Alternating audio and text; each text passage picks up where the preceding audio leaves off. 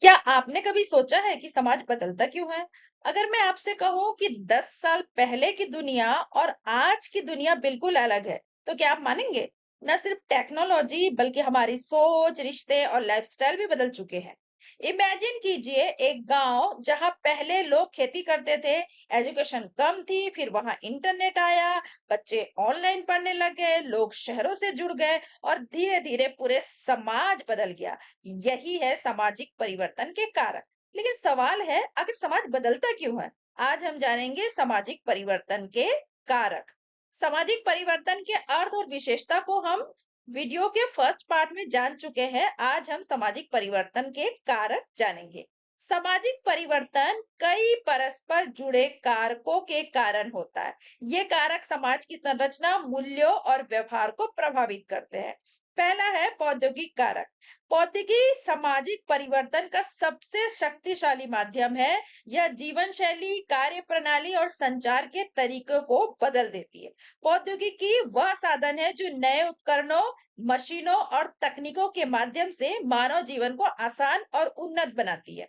जब नई तकनीकें विकसित होती है, तो वे समाज के हर क्षेत्र में बदलाव लाते हैं। इसे ही सामाजिक परिवर्तन कहते हैं। जीवन शैली में परिवर्तन। प्रौद्योगिकी ने हमारी दैनिक जीवन शैली को पूरी तरह बदल दिया। पहले लोग चिट्ठी लिखकर संवाद करते थे, अब मोबाइल और इंटरनेट का उपयोग करते हैं। ऑनलाइन शॉपिंग, डिजिटल पेमेंट और स्मार्ट उपकरणों ने जीवन को तेज और सुविधाजनक बना दिया। उदाहरण के लिए आज लोग घर बैठे खाना ऑर्डर कर सकते हैं या ऑनलाइन पढ़ाई कर सकते हैं। कार्य प्रणाली में परिवर्तन। काम करने के तरीके भी तकनीक के कारण बदल गए हैं। मशीनों और ऑटोमेशन ने मैनुअल काम को कम कर दिया है। कई काम अब घर से वर्क फ्रॉम होम किए जा सकते हैं। उदाहरण के लिए पहले खेती में बैल और हल का उपयोग होता था, अब ट्रैक्टर और आधुनिक मशीनें उपयोग में आती है।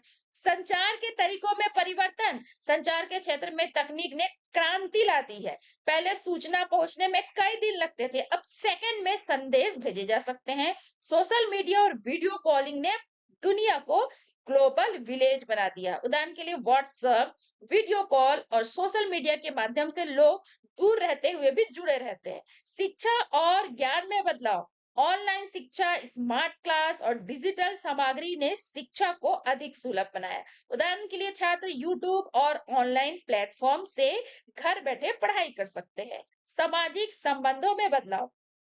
तकनीक ने लोगों को जोड़ने के साथ साथ व्यक्तिगत संपर्क को कुछ हद तक कम भी किया है। उदाहरण के लोग अब ज्यादा समय मोबाइल पर बिताते हैं, जिससे परिवार के साथ समय कम हो सकता है। दूसरा है आर्थिक कारक। आर्थिक परिवर्तन समाज की संरचना, वर्ग व्यवस्था और जीवन स्तर को प्रभावित करते हैं। कार्ल मार्क्स ने आर्थिक कारकों को सामाजिक परिवर्तन का मुख्य आधार माना। आर्थिक परिवर्तन का अर्थ उत्पादन, आय, रोजगार और संसाधनों के वितरण में होने वाले बदलाव। ये परिवर्तन समाज के ढांचे, वर्ग व्यवस्था और लोगों के जीवन स्तर को गहराई से प्रभावित करते हैं। समाज की संरचना पर प्रभाव। जब अर्थव्यवस्था बदलती है तो समाज का ढांचा भी बदल जाता है। कृषि आधारित समाज, फिर उसके बाद औद्योगिक समाज, फिर सेवा आधारित समाज। उदाहरण के लिए पहले अधिकतर लोग खेती करते थे, लेकिन अब उद्योग और सेवाओं, आईटी, बैंकिंग में काम बढ़ गया है। वर्ग व्यवस्था में परिवर्तन। आर्थिक परिवर्तन से समाज में नए वर्ग बनते हैं और पुराने वर्गों की स्थिति बदलती है। अमीर और गरीब के बीच अंतर बढ़ या घट सकता है। उदाहरण के लिए औद्योगिकरण के बाद पूंजीपति और मजदूर वर्ग का विकास हुआ। जीवन स्तर पर प्रभाव। आर्थिक विकास से लोगों की आय बढ़ती है, जिससे उनका जीवन स्तर सुधरता है। बेहतर शिक्षा, स्वास्थ्य और सुविधाएं मिलती है। उदाहरण के लिए जिन देशों में आर्थिक विकास अधिक है, वहां लोगों का जीवन स्तर ऊंचा होता है। कार्ल मार्क्स का दृष्टिकोण। कार्ल मार्क्स के अनुसार आर्थिक कारक ही सामाजिक परिवर्तन का मुख्य आधार होते हैं। उन्होंने समाज को दो भागों में बांटा। आर्थिक आधार, उत्पादन के साधन, जमीन, मशीन, पूंजी, अधिसंरचना, धर्म, कानून, राजनीति, संस्कृति। मार्क्स का मानना था कि जब आर्थिक आधार बदलता है, तो उससे साथ साथ समाज की अधिरचना, कानून, विचार, संस्थाएं बदल जाती है। उदाहरण के लिए औद्योगिक क्रांति के बाद नई आर्थिक व्यवस्था आई। इसके साथ नए कानून, शिक्षा प्रणाली और सामाजिक संबंध विकसित हुए। तीसरा है सांस्कृतिक कारक। संस्कृति में मूल्य, परंपराएं, रीति रिवाज और विश्वास शामिल होते हैं। इसमें बदलाव से समाज में परिवर्तन आता है। संस्कृति किसी समाज की जीवन शैली होती है जिसमें मूल्य, परंपराएं, रीति रिवाज और विश्वास शामिल होता है। ये तत्व लोगों के सोचने, व्यवहार करने, जीवन जीने के तरीके को निर्धारित करती है। जब इन सांस्कृतिक तथ्यों में बदलाव आता है तो समाज में भी परिवर्तन आता है। मूल्यों में बदलाव कैसे? मूल्य यह तय करते हैं कि समाज में क्या सही है और क्या गलत। जब लोगों के मूल्य बदलते हैं तो उनका व्यवहार और निर्णय लेने का तरीका भी बदल जाता है। उदाहरण के लिए पहले लड़कियों की शिक्षा को महत्व नहीं दिया जाता था, लेकिन अब शिक्षा सभी के लिए एक महत्वपूर्ण मूल्य है। परंपराओं में बदलाव, परंपराएं पीढ़ी दर पीढ़ी चलती है, लेकिन समय के साथ उसमें परिवर्तन होता है। उदाहरण के लिए पहले संयुक्त परिवार आम थे, अब एकल परिवार बढ़ रहे हैं। विवाह विवाह की पारंपरिक रीति रिवाजों में भी आधुनिकता आ गई है। रीति रिवाज में परिवर्तन, रीति रिवाज समाज के व्यवहारिक नियम होते हैं, बदलती परिस्थितियों के अनुसार ये भी बदल जाते हैं। उदाहरण के लिए पहले कई सामाजिक कुरीतियां जैसे बाल विवाह प्रचलित थी, अब कानून और जागरूकता के कारण कम हो गई है। विश्वास में परिवर्तन, विश्वास लोगों की सोच और मानसिकता को प्रभावित करते हैं। विज्ञान और शिक्षा के विकास से अंधविश्वास जो है वो कम होते हैं और तार्किक सोच बढ़ती है। उदाहरण के लिए पहले लोग बीमारियों को जादू टोना मानते थे, अब चिकित्सा विज्ञान पर विश्वास बढ़ गया है। सामाजिक परिवर्तन पर प्रभाव, जब संस्कृति के ये सभी तत्व बदलते हैं तो लोगों की जीवन शैली बदलती है, सामाजिक संबंधों में परिवर्तन आता है, नई सामाजिक संस्थाएं, नियम विकसित होते हैं। उदाहरण के लिए महिलाओं के अधिकारों के प्रति बदलते सांस्कृतिक मूल्यों ने समाज में महिला सशक्तिकरण को बढ़ावा दिया है। अगला है राजनीतिक कारक। सरकार की नीतियां, कानून और राजनीतिक आंदोलन समाज को बदलते हैं। सरकार की नीतियां, कानून और राजनीतिक आंदोलन समाज में बदलाव लाने के लिए महत्वपूर्ण साधन है। ये सीधे तौर पर लोगों के अधिकार, कर्तव्य, अवसर और जीवन शैली को प्रभावित करते हैं। सरकार की नीतियां मतलब सरकार जब नई नीतियां बनाती है तो वे समाज के विभिन्न वर्गों के विकास और कल्याण को प्रभावित करती है। शिक्षा, स्वास्थ्य, रोजगार और गरीबी उन्मूलन से जुड़ी नीतियां समाज में सकारात्मक परिवर्तन लाती है। उदाहरण के लिए शिक्षा के अधिकार नीति ने सभी बच्चों को शिक्षा पाने का अधिकार दिया। सरकारी योजनाएं जैसे डिजिटल इंडिया ने तकनीकी विकास को बढ़ावा दिया। कानून, कानून समाज में व्यवस्था बनाए रखने और कुरीतियों को समाप्त करने के लिए बनाए जाते हैं। जब नए कानून बनते हैं या पुराने कानूनों में बदलाव होता है तो लोगों के व्यवहार में भी परिवर्तन आता है। उदाहरण के लिए बाल विवाह निषेध कानून से बाल विवाह को कम करने में मदद मिली। दहेज निषेध कानून ने दहेज प्रथा पर नियंत्रण लगाने का प्रयास किया। राजनीतिक आंदोलन समाज में जागरूकता लाते हैं और लोगों को अपने अधिकारों के लिए संघर्ष करने के लिए प्रेरित करते हैं। उदाहरण के लिए इंडियन इंडिपेंडेंस मूवमेंट ने भारत को स्वतंत्रता दिलाई और लोकतांत्रिक व्यवस्था स्थापित की। महिला आंदोलन और दलित आंदोलन ने समानता और अधिकारों के लिए समाज में बड़े बदलाव किए। सामाजिक परिवर्तन पर प्रभाव, इन नीतियों के कारण समाज में समानता और न्याय बढ़ता है, सामाजिक कुरीतियां कम होती है, लोगों के अधिकार और अवसर बढ़ते हैं। उदाहरण के लिए आरक्षण नीति ने पिछड़े वर्गों को शिक्षा और रोजगार में अवसर प्रदान किए, जिससे उनकी सामाजिक स्थिति में सुधार आया। शैक्षिक कारक, शिक्षा, ज्ञान, जागरूकता और तार्किक सोच को बढ़ाती है। कैसे परिवर्तन लाती है? शिक्षा और सामाजिक परिवर्तन लाने का एक महत्वपूर्ण साधन है। यह केवल पढ़ना लिखना ही नहीं सिखाती, बल्कि व्यक्ति के ज्ञान, सोच और समझ को विकसित करती है। इसलिए कहा जाता है कि शिक्षा ज्ञान, जागरूकता और तार्किक सोच को बढ़ाती है। ज्ञान को बढ़ाती है, शिक्षा व्यक्ति को विभिन्न विषयों की जानकारी देती है और उसे सही गलत की पहचान करने में सक्षम बनाती है। उदाहरण के लिए एक शिक्षित व्यक्ति अपने अधिकारों और कर्तव्यों को बेहतर समझता है। वह नई तकनीक, विज्ञान और समाज के बारे में अधिक जानकार होता है। जागरूकता बढ़ाती है मतलब शिक्षा से व्यक्ति समाज की समस्याओं और अपने अधिकारों के प्रति जागरूक होता है। उदाहरण के लिए शिक्षित लोग मतदान, स्वच्छता और पर्यावरण संरक्षण के प्रति अधिक सजग होते हैं।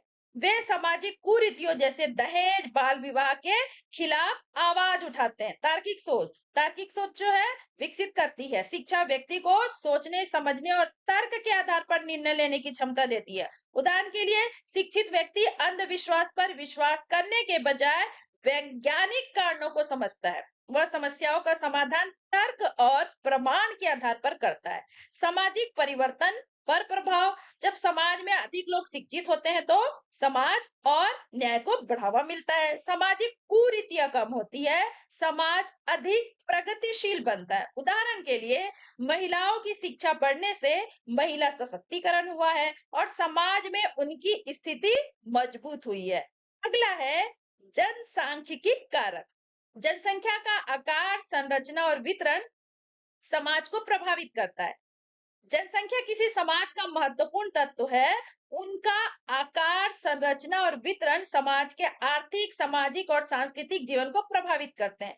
जब इन तत्वों में बदलाव आता है तो समाज में भी परिवर्तन आता है। जनसंख्या का आकार यह बताता है कि किसी देश या समाज में कितने लोग रहते हैं। अधिक जनसंख्या से संसाधनों पर दबाव बढ़ता है। कम जनसंख्या से श्रम शक्ति की कमी हो सकती है। उदाहरण के लिए भारत जैसे देशों में अधिक जनसंख्या के कारण बेरोजगारी और आवास की समस्या बढ़ती है। वहीं कुछ विकसित देशों में कम जनसंख्या के कारण श्रमिकों की कमी होती है।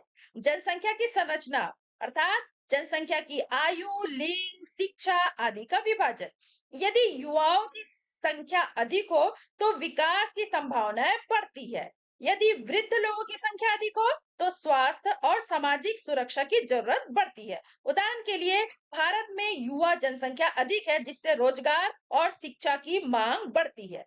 जनसंख्या का वितरण। वितरण का क्या अर्थ है? वितरण का अर्थ है लोग कहाँ और कैसे बसे हुए हैं। ग्रामीण या शहरी क्षेत्र। शहरी क्षेत्रों में अधिक जनसंख्या से भीड़, प्रदूषण और आवास की समस्या होती है। ग्रामीण क्षेत्रों में कम जनसंख्या से विकास की गति धीमी हो सकती है। उदाहरण के लिए शहरों में पलायन बढ़ने से झुग्गी झोपड़ियां विकसित हो जाती है। सामाजिक परिवर्तन पर प्रभाव। जनसंख्या के इन तीनों पहलुओं के कारण आर्थिक गतिविधियां प्रभावित होती है। सामाजिक संबंध और जीवन शैली बदलती है। शिक्षा, स्वास्थ्य और रोजगार की मांग में बदलाव आता है। उदाहरण के लिए तेजी से बढ़ती जनसंख्या के कारण सरकार को नई नीतियां बनानी पड़ती है जैसे रोजगार योजनाएं, परिवार नियोजन आदि। अगला है पर्यावरणीय कारक। प्राकृतिक परिस्थितियां और पर्यावरण भी सामाजिक परिवर्तन को प्रभावित करते हैं।